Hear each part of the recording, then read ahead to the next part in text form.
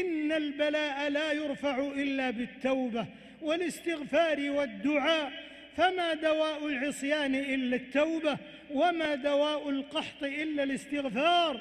قال تعالى عن نوح عليه السلام: فقلت استغفروا ربكم إنه كان غفارا يرسل السماء عليكم مدرارا ويمددكم بأموال وبنين ويجعل لكم جنات ويجعل لكم أنهارا.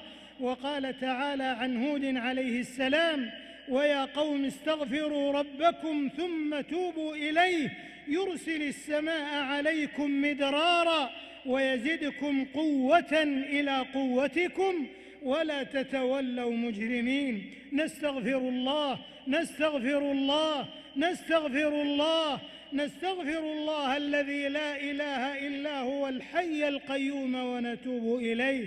قال بعض السلف: كان في الأرض أمانان من عذاب الله وقد رفع أحدهما وهو رسول الله صلى الله عليه وسلم، وأما الباقي فهو الاستغفار، فتمسكوا به، لأن الله عز وجل يقول: وما كان الله ليعذبهم وأنت فيهم وما كان الله معذبهم وهم يستغفرون.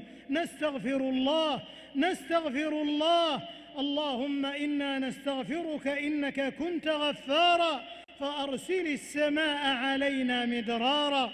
في الحديث الصحيح: لم ينقص قوم المكيال والميزان إلا أخذوا بالسنين وشدة المؤونة وجور السلطان عليهم، وما منع قوم زكاة أموالهم إلا منعوا القطر من السماء، ولولا البهائم لم يمطروا.